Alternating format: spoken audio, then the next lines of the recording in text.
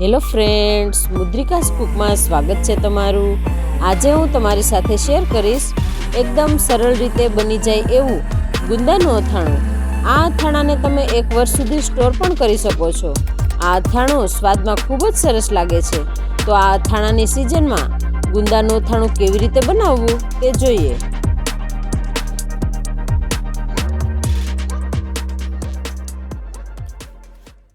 ગુંદાનું અથાણું બનાવવા માટે મેં અહીંયા ગુંદા લીધા છે।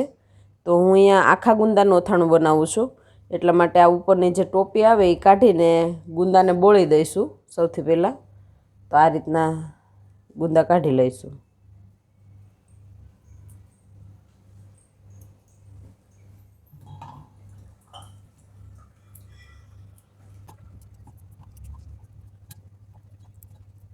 ગુંદાની અંદર 1 ચમચી મીઠું એડ કરીશું, અડધી ચમચી હળદર। હવે પાણી નાખીને ગુંદાને બોળી દઈશું, એટલે એમાંથી ચીકાશ છે એ બધી દૂર થઈ જશે। ગુંદા ડૂબી જાય એટલું પાણી લઈશું આપણે અહીંયા। હવે આપણે જે આ ગુંદા બોળેલા છે એકદમ પીળા થઈ જાય ત્યાં સુધી આપણે બોળવાના છે। તો ઢાંકી દઈશું। ગુંદાને મીઠું અને હળદરમાં આપણે બોળેલા હતા તો એને 7 દિવસ જેવું થઈ ગયું છે। ગુંદા આ રીતના પીળા થઈ ગયા છે, તો એમાંથી ચીકાશ પણ દૂર થઈ ગઈ છે। તો હવે ગુંદાને આપણે ફોડીને એમાંથી ઠળિયા કાઢી લઈશું। ગુંદામાંથી ઠળિયા કાઢી લઈશું। ગુંદામાંથી આ રીતે ઠળિયો કાઢી લઈશું। ચીકાશ દૂર થઈ ગઈ છે આમાંથી, તો આ રીતે ઠળિયા કાઢી લઈશું। ગુંદામાંથી ઠળિયા કાઢી લીધા છે। હવે આ ગુંદાને 4 થી 5 કલાક માટે પંખા નીચે સૂકવી દઈશું। હવે ગુંદા માટેનો બોળો વઘારી લઈશું। તો તેના માટે મેં 250 ગ્રામ મેથીના કુરિયા લીધા છે, 50 ગ્રામ ધાણાના કુરિયા અને 50 ગ્રામ રાઈના કુરિયા। મેં અહીંયા કુરિયાનું પ્રમાણ વધારે લીધું છે, કેમ કે મારે અહીંયા વધારે બોળો બનાવવાનો છે। તમારે જે પ્રમાણે બોળો બનાવો એ પ્રમાણે તમે માપ લઈ શકો। 2 ચમચી જેટલી વરિયાળી એડ કરીશું।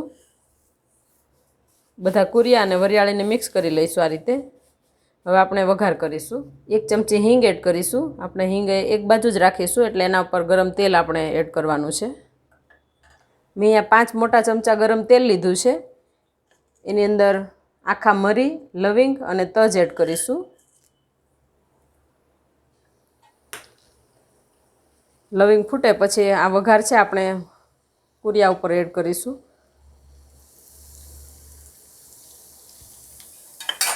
તરત જ ઢાંકી દઈશું।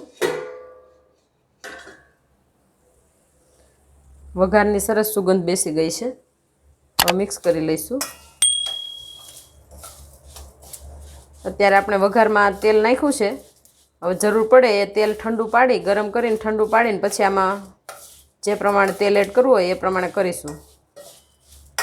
બધું મિક્સ થઈ ગયું છે। હવે મસાલા એડ કરીશું। સ્વાદ પ્રમાણે મીઠું, 1 ચમચી હળદર, 3 ચમચી લાલ મરચું। અહીંયા તમારે જે પ્રમાણે અથાણું તીખું કરવું હોય એ પ્રમાણે તમે એડ કરી શકો। હવે મસાલા મિક્સ કરી લઈશું।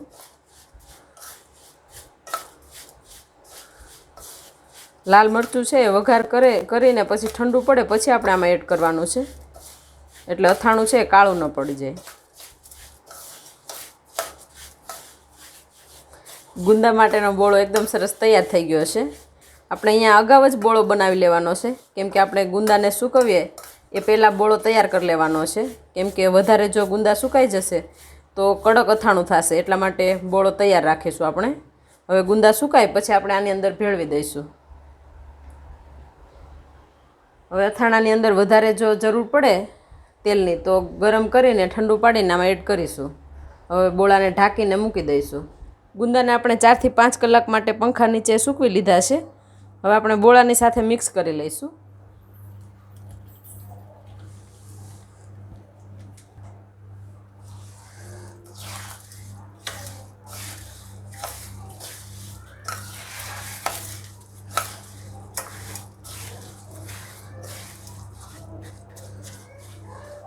આ રીતે હાથેથી જ મિક્સ કરી લઈશું. ગુંદાની અંદર થોડો થોડો બોળો જાય એ રીતે મિક્સ કરીશું.